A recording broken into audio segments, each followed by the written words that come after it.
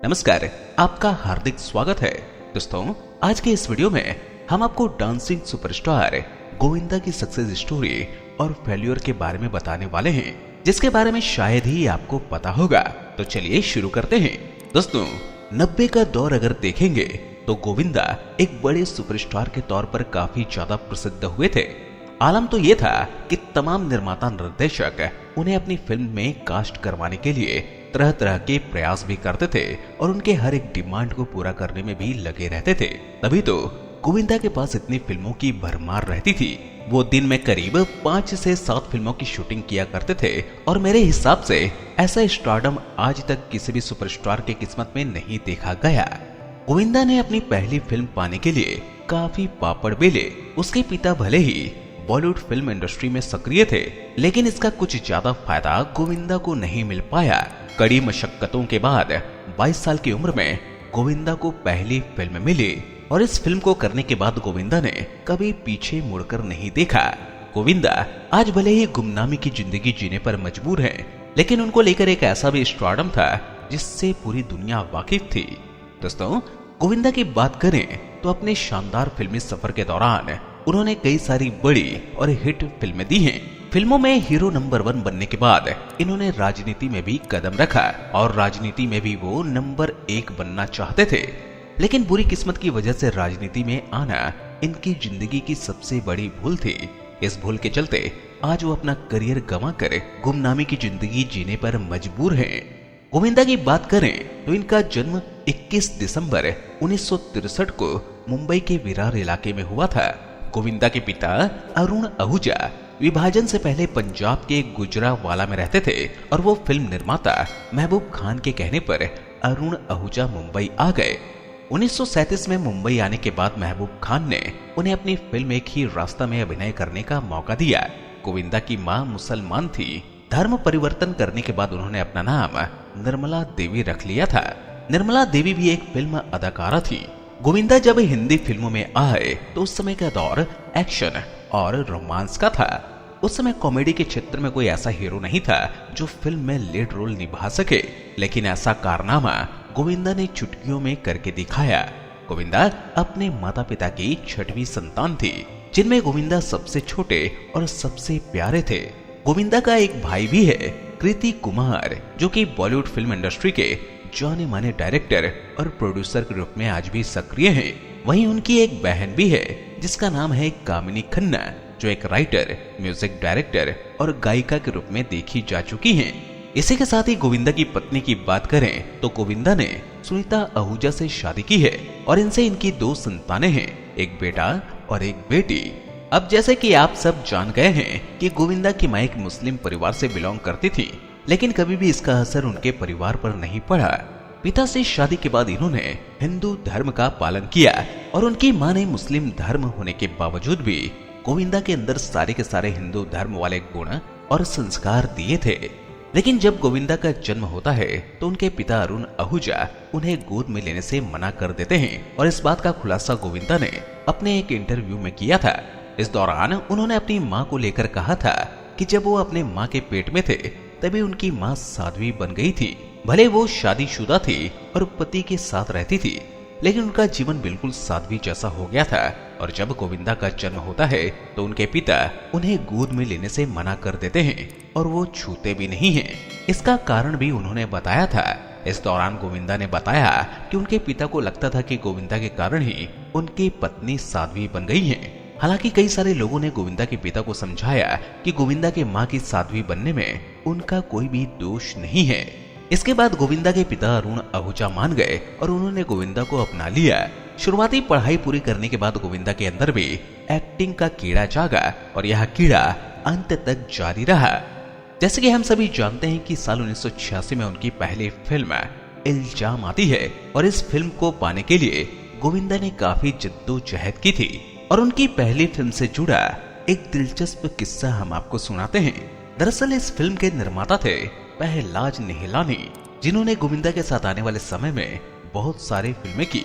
पहलाज निहलानी जब इल्जाम फिल्म का निर्माण कर रहे थे तो कास्टिंग के रूप में कई सारे सितारे इस फिल्म में नजर आए थे, जिसमें शशि कपूर, शत्रुघ्न सिन्हा, नीलम और अनीता राज जैसे बड़े कलाकार। और इस फिल्म में गोविंदा से पहले मिथुन चक्रवर्ती को कास्ट किया गया था। ये फिल्म एक डांस क्लासिक फिल्म थी और उस दौरान मिथुन डांस पे काफी ज्यादा फेमस थे और डांस पर आधारित कई सारी फिल्में सुपर डुपर हिट भी रही थी। लेकिन मिथुन चक्रवर्ती ने इस फिल्म को करने से मना कर दिया। उनके पास डेट्स की कमी थी, इसलिए उन्होंने पहलाज निहलानी की फिल्म इल्जाम को ठुकरा दिया। और तभी पहलाज निहलानी के ऑफिस में एक तेज तर्रार लड़का आता है जो करीब 22 से 23 साल का होता है। वो अपने साथ एक सीडी भी लेकर आता है जिसमें उनके कई सारे डांस स्टेप्स होते हैं। जैसे ही निहलानी उस लड़के का डांस देखते हैं तो कहते हैं कि मुझे मेरा हीरो मिल गया। इल्जाम फिल्म में जितने मर्जी बड़े बड़े सुपरस्टार थे, लेकिन गोविंदा का डांस चारों तरफ छा गया और इस तरह उन्हें पहली फिल्म मिली। और उसके बाद गोविंदा ने कभी पीछे मुड़कर नहीं देखा। पहलाज निहलानी गोविंदा के काम से इतना ज्यादा खुश हुए कि बाद में उन्होंने कई सारी बड़ी फिल्में उनके साथ बनाई, क्योंकि उस दौरान मिथुन चक्रवर्ती के बाद गोविंदा एक ऐसे अभिनेता थे जिनके डांस मूव हर तरफ छा गए थे। 80 के मिड दौर में डांस वाली फिल्में ज्यादा पसंद की जाती थी और ये ट्रेंड भी गोविंदा के बाद काफी ज्यादा फेमस हुआ और इसे आगे भी उन्होंने बढ़ाया। धीरे धीरे समय बीता और गोविंदा धीरे धीरे इंडस्ट्री में छाते रहे। गोविंदा मेहनती थे, इसलिए तमाम निर्माता निर्देशक अपनी फिल्मों में उन्हें कास्ट करवाते थे और गोविंदा भी उनकी फिल्मों को करने से मना नहीं करते थे। भले ही उनके पास डेट्स नहीं रहती थी, लेकिन वो फिल्में साइन किया करते थे। लेकिन एक बार बॉलीवुड के ट्रेजेडी किंग कहे जाने वाले दिलीप साहब उनको लेकर एक बात कही थी और उनकी बात मानकर गोविंदा कामयाबी की और ऊंची बुलंदियां छू गए थे। दरअसल हुआ यूं कि एक बार गोविंदा कई सारी बड़ी फिल्में साइन कर चुके थे। उनके पास करीब 70 से ज्यादा फिल्में थी जो पेंडिंग थी और उसी दौरान वो दिलीप साहब के साथ काम भी कर रहे थे। हुआ यूं कि शूटिंग के सेट पर वो दिलीप साहब के साथ बैठे हुए थे और उन्हें बहुत ज्यादा थकान भी महसूस होती थी। दिलीप साहब से उन्होंने इस बारे में जिक्र किया। फिर दिलीप साहब ने उन्हें समझाते हुए कहा कि आप एक्शन फिल्मों के लिए नहीं बने हो, आप कॉमेडी में हाथ आजमाओ और इतनी सारी फिल्में मत साइन करो। गोविंदा ने भी उनकी बात मानी। उस दौरान उन्होंने कई सारी बड़ी फिल्में करने से मना कर दिया और उनकी जो साइनिंग अमाउंट थी वो भी उन्होंने वापस कर दी और उसके बाद गोविंदा कॉमेडी में आ गए। कॉमेडी में आने के बाद गोविंदा का कोई भी तोड़ नहीं था। 90 के दौर में गोविंदा ने कई सारी कॉमेडी से लबरेज फिल्में की और उन फिल्मों को लोगों ने बहुत ज्यादा पसंद किया। 90 का दौर आते आते गोविंदा ने बहुत ही कम समय में बॉलीवुड फिल्म इंडस्ट्री पर छा गए थे और वो बड़े सुपरस्टार के तौर पर काफी ज्यादा फेमस भी हो गए थे। बड़े से बड़ा सुपरस्टार उनके सामने बौना नजर आता था और वो दिन के करीब 6 से 7 फिल्मों की शूटिंग भी किया करते थे। लगभग 90 के दौर में उन्होंने कई सारी कॉमेडी से लबरेज फिल्में की और इन फिल्मों को लोगों ने बहुत ज्यादा पसंद किया। लेकिन गोविंदा ने क्या सोचा कि वो हीरो नंबर 1 बनने के बाद नेता नंबर 1 बनने निकल पड़े। साल 2004 में कांग्रेस के टिकट पर गोविंदा ने मुंबई से लोकसभा चुनाव जीता। चुनावी प्रचार के दौरान उन्होंने मुंबई के लोगों के लिए शिक्षा, प्रवास, स्वास्थ्य को अपने एजेंडे का मुख्य हिस्सा बनाया। लोकसभा सदस्य बनने के बाद गोविंदा ने अपने एजेंडे के अनुरूप कोई भी काम नहीं किया। शुरुआती 10 महीनों में तो उन्होंने केंद्र सरकार द्वारा स्थानीय विकास और निर्माण के लिए धनराशि का उपयोग तक नहीं किया। ये बात मीडिया के आने के बाद गोविंदा ने स्थानीय विकास के प्रति ध्यान आकर्षित किया। अब राजनीति में भटकने के बाद गोविंदा की जब चारों तरफ से आलोचनाएं होने लगी तो वो इन सबसे उलझते हुए नजर आए और एक निजी चैनल द्वारा हुए स्टिंग ऑपरेशन ने जब शक्ति कपूर को दोषी पाया गया तभी गोविंदा शक्ति कपूर के समर्थन में रहे। डांस बार को बंद करने की कार्यवाही का भी गोविंदा ने खूब विरोध किया। वह राजनीति में सक्रिय और अपेक्षित भागीदारी नहीं निभा पाए और इसके बाद परिणाम स्वरूप 2008 में अपने एक्टिंग करियर में दोबारा से ध्यान देने के लिए राजनीति को हमेशा के लिए अलविदा कह दिया। लेकिन गोविंदा ने जब ये फैसला लिया तो बहुत ज्यादा देर हो गई। 2004 में वो कांग्रेस के टिकट पर राजनीति में तो कूद पड़े थे, लेकिन जब 2008 में उन्होंने राजनीति को अलविदा कहा तब तक बॉलीवुड फिल्म इंडस्ट्री बहुत ज्यादा बदल चुकी थी। 2008 के बाद जब गोविंदा दोबारा से अपने पैर बॉलीवुड फिल्म इंडस्ट्री में जमाना चाहते थे तो उन्हें बहुत ज्यादा दिक्कतें हुई। उन्हें फिल्में तो मिली लेकिन उन फिल्मों में उनका रोल दमदार नहीं होता था और बाद में वो एक गुमनामी की जिंदगी जीने पर मजबूर हो गए। अब ऐसा नहीं कि गोविंदा 2008 के बाद किसी बड़ी फिल्म का हिस्सा नहीं बने। वो कई सारे सुपरस्टारों के साथ स्क्रीन शेयर तो करते हुए नजर आए, लेकिन उन फिल्मों को उस हिसाब से नहीं पसंद किया गया जैसा कि पहले पसंद किया जाता था, और वो धीरे धीरे बॉलीवुड फिल्म इंडस्ट्री से आउट होते नजर आए।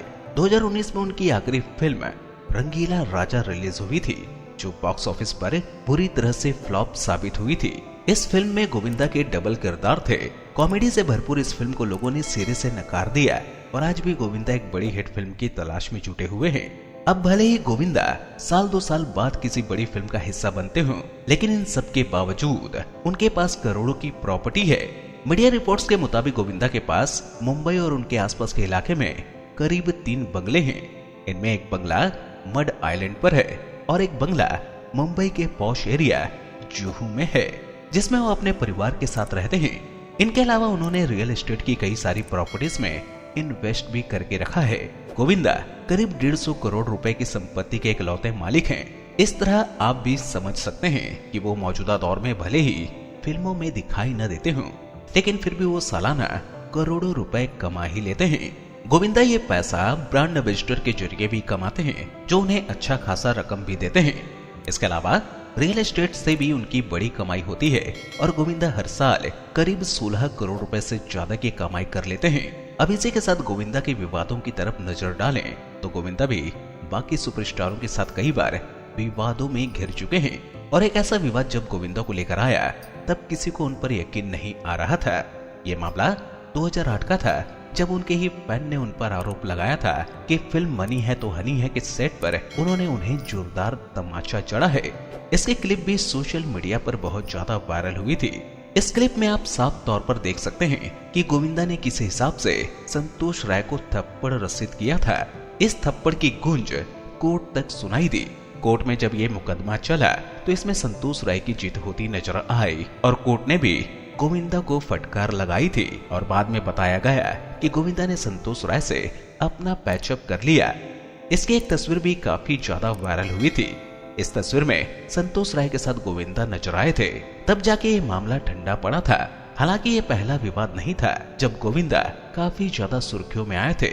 इसके बाद वो अपने ही भांजे कृष्णाभिषेक को लेकर काफी ज्यादा चर्चाओं में बने ही रहते हैं। अक्सर मीडिया और सोशल मीडिया पर कृष्णा और गोविंदा की फैमिली में तकरार होती ही रहती है। तो दोस्तों, कुछ इस तरह की कहानी रही है गोविंदा की। धन्यवाद।